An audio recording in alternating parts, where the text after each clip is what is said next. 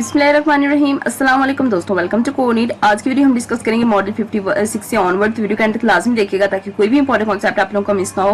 बाकी वीडियो अच्छी लगे उसको लाइक लाजमी कीजिएगा, चैनल को सब्सक्राइब कीजिएगा और बेल आइकन को प्रेस कीजिएगा ताकि हमारे चैनल से आने मजीद अपडेट्स आपको टाइमली मिलती रहें।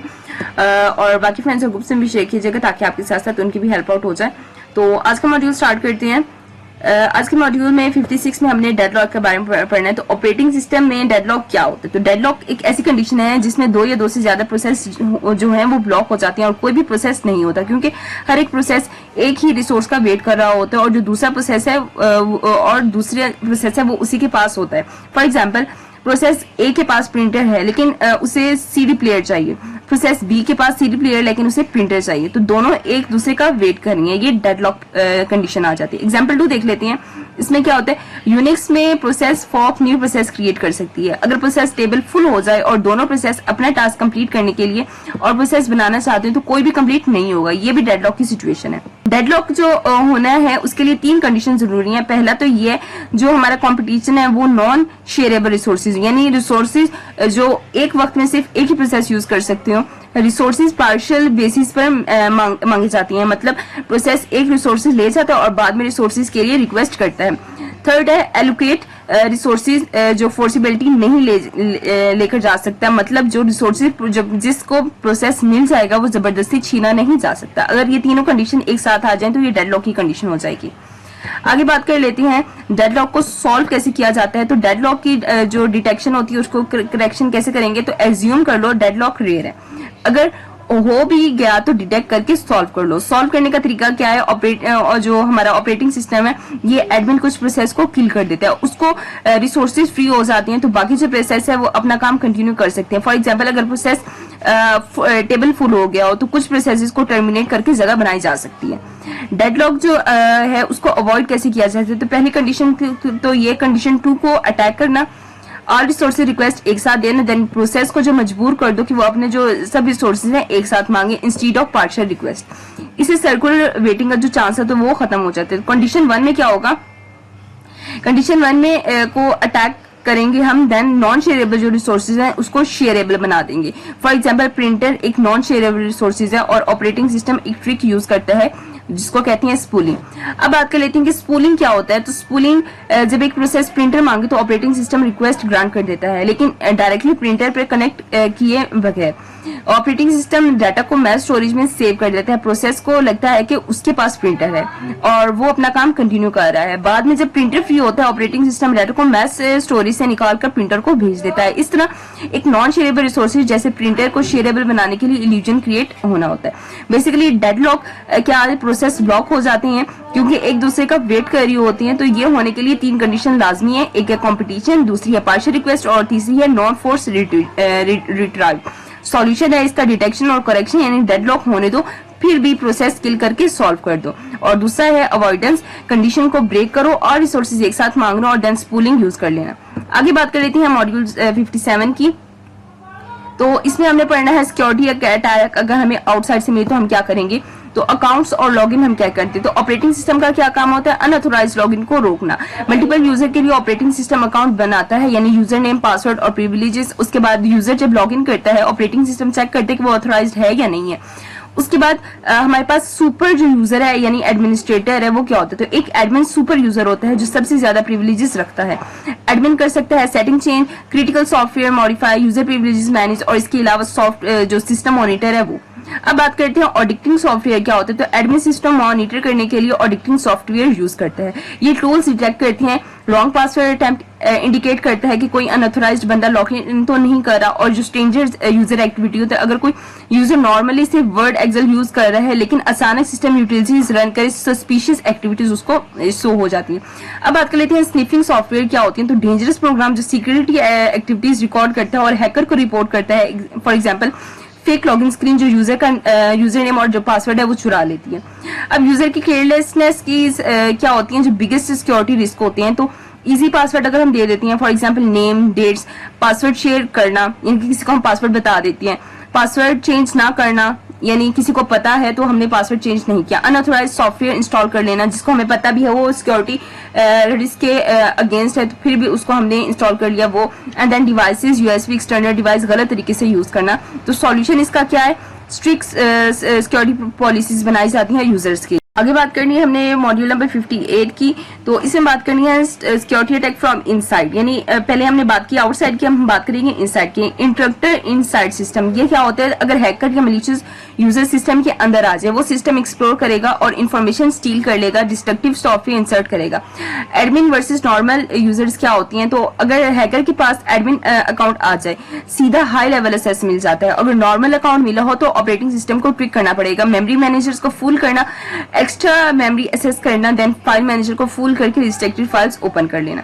सीपीयू की जो सिक्योरिटी होती है उसके क्या फीचर्स होती है? तो मल्टी जो प्रोग्रामिंग है सिस्टम में सीपीयू स्पेशल प्रोटेक्शन प्रोवाइड करता है, लाइक मेमोरी लिमिट रजिस्टर। ये क्या होता है? हर प्रोसेस जो होता है हमारे पास उसमें एक मेमोरी एरिया साइन हो जाता है और जो सीपीयू हर मेमोरी एक्सेस चेक करता है कि वो अलाउड एरिया में है या नहीं है। अगर बाहर एक्सेस ट्राई करे तो इंटरप्ट होता है और जो कंट्रोल ऑपरेटिंग सिस्टम को जो है वो उसको चला जाता है। इसमें प्रॉब्लम्स क्या आती हैं? तो अगर प्रोसेस खुद मेमोरी में आ जाए, लिमिट रजिस्टर बदल सकता है, तो वो अपनी लिमिट बढ़ा के एक्स्ट्रा मेमोरी यूज कर लेगा। अब बात कर लेते हैं प्रिविलेजेस इंस्ट्रक्शंस की, तो ये इसका सॉल्यूशन है। तो सीपीयू दो मोड्स में काम करते हैं, एक प्रिविलेजेस मोड और एक नॉन प्रिविलेजेस मोड। तो सब इंस्ट्रक्शंस अलाउ करता है ऑपरेटिंग सिस्टम के प्रिविलेजेस मोड में, और जो नॉन प्रिविलेजेस मोड होता है उसमें क्या करते हैं? लिमिटेड इंस्ट्रक्शन यानी नॉर्मल यूजर्स के लिए हो जाती हैं। प्रिविलेजेस इंस्ट्रक्शंस में क्या होता है? सिर्फ प्रिविलेजेस मोड में चलते हैं और मेमोरी जो लिमिट रजिस्टर में चेंज कर देता है, और प्रिविलेजेस मोड स्विच करना पड़ता है टाइमर या डिवाइसेस एक्सेस करने के लिए। जब ऑपरेटिंग सिस्टम एक स्टार्ट करता है तो सीपीयू को नॉन प्रिविलेजेस मोड में डाल देता है। फिर क्या होता है? जो हमारा प्रोसेस है अगर प्रिविलेजेस इंस्ट्रक्शंस रन करेगा तो इंटरप्ट होता है और जो कंट्रोल है वो वापस ऑपरेटिंग सिस्टम के पास चला जाता है। इसमें एक चीज का रिस्क भी है, अगर प्रिविलेजेस कंट्रोल में एक भी फ्लो हो जाए, यानी हैकर या मैलिशियस प्रोसेस सिस्टम को कैप्चर कर सकता है, तो टाइम स्लाइस जो है वो एक्सटेंड मशीन डोमिनेट करता है। फाइल्स रीड करना विदाउट फाइल मैनेजर और दूसरे प्रोसेस को डाटा को रीड और मॉडिफाई करना, इसलिए privileges mode control operating system को डिजाइन सबसे इंपॉर्टेंट और कॉम्प्लेक्स पार्ट है। तो बेसिकली हमने इसमें पढ़ा अनऑथोराइज्ड यूजर जो हमारा है, लॉगिन अटेम्प्ट, स्निफिंग सॉफ्टवेयर और जो यूजर की केयरलेस है, यानी किसी को पासवर्ड बता दिया या अनएक्सपेक्टेडली पासवर्ड रख दिया, तो डिटेक्ट थ्रू ऑडिटिंग या स्ट्रिक्ट पॉलिसीज के थ्रू इसको डिटेक्ट किया जा सकता है। इनसाइड में क्या होता है? इनसाइड में जो इंटरप्टेड है ऑपरेटिंग सिस्टम को ट्रिक करते हैं, यानी थ्रू मेमोरीज और फाइल्स। सॉल्यूशन क्या है? सीपीयू प्रिविलेजेस लेवल और प्रिविलेजेस इंस्ट्रक्शन को स्ट्रिक्टली ओएस डिजाइन किया गया है जिसमें वो बता देते हैं। आगे बात कर रहे थे मॉड्यूल 59 की, तो नेटवर्क एंड इंटरनेट की क्लासिफिकेशन देख लेते हैं। तो सबसे पहले है हमारा पैन। पैन क्या होता है? Personal area network. ये शॉर्ट रेंज में होता है, फ्यू मीटर्स में होता है इसकी डिस्टेंस। एग्जांपल है ब्लूटूथ हेडसेट विद मोबाइल और वायरलेस माउस विद पीसी। लैन क्या होता है? हमारे पास लैन होता है लोकल एरिया नेटवर्क। इसमें सिंगल बिल्डिंग थ्रू कम्प्लेक्स होती है और यानी सिंपल बिल्डिंग होती है या कम्प्लेक्स एरिया होता है। फॉर एग्जांपल यूनिवर्सिटी कैंपस जो कंप्यूटर फैक्ट्री के कंप्यूटर्स है। मैन क्या होता है? मैन में ये होता है कि हमारा जो मेट्रोपॉलिटन एरिया नेटवर्क के लिए स्टैंड होता है और ये एक सिटी या कम्युनिटी लेवल के लिए होता है। और जो वैन होता है ये वाइड एरिया नेटवर्क होता है, long distance, for example cities, countries या होल वर्ल्ड के लिए। इसकी सबसे बड़ी एग्जांपल है इंटरनेट। अब बात कर लेते हैं ओपन और क्लोज नेटवर्क की। तो ओपन क्लोज के नेटवर्क क्या होता है? ओपन क्लास नेटवर्क में public domain standard free to use, for example internet, TCP और इसके अलावा आईपी स्टैंडर्ड के जो होते हैं। क्लोज प्रायोरिटी नेटवर्क में क्या होता है? इसमें owned by company, license free required, for example Novell system. ठीक है, अब बात करते हैं नेटवर्क टोपोलॉजी की। तो इसमें क्या होता है? बस टोपोलॉजी यानी all machines connected to a single communication line bus, और पॉपुलर कब हुआ था? 1990s with Ethernet. Star topology में क्या होता है? एक सेंट्रल मशीन होती है, हब या एक्सेस पॉइंट, और जो बाकी सारे कनेक्ट होते हैं इसके साथ कनेक्टेड होते हैं, यानी बाकी सारे जो जितने भी दूसरे पीसीज होते हैं इसके साथ कनेक्टेड होते हैं। पॉपुलर वायरलेस नेटवर्क है वाईफाई। बेसिकली हमने इसमें क्या पढ़ा? पैन, लैन, मैन और वैन, और ऑनरशिप किसको दी जाती है? ओपन वर्सेस क्लोज को। और टोपोलॉजीज क्या थी इसमें? बस और जो हमारे पास स्टार है। आगे बात कर लेते हैं नेक्स्ट लास्ट मॉड्यूल की। तो 60 मॉड्यूल, इसमें हमने पढ़ा प्रोटोकॉल्स के रूल्स यहाँ पे हमने डिस्कस किए। तो नेटवर्क काम करने के लिए रूल्स प्रोटोकॉल जरूरी हैं। वेंडर इन रूल्स को फॉलो करते हैं और जो प्रोडक्ट है वो कंपैटिबली बना लेते हैं। एथरनेट नेटवर्क क्या होता है? हमारे पास प्रोटोकॉल CMA और CD। इसको क्या कहते हैं, तो carrier sense multiplication aside with collision detection. तो हर मशीन बस पर मैसेज सुनती है, जब बस साइलेंट हो तो मशीन ट्रांसमिट करती है। अगर दो मशीन एक साथ सबमिट हो तो कोलिजन डिटेक्ट होता है और दोनों जो है वो रुक जाती हैं।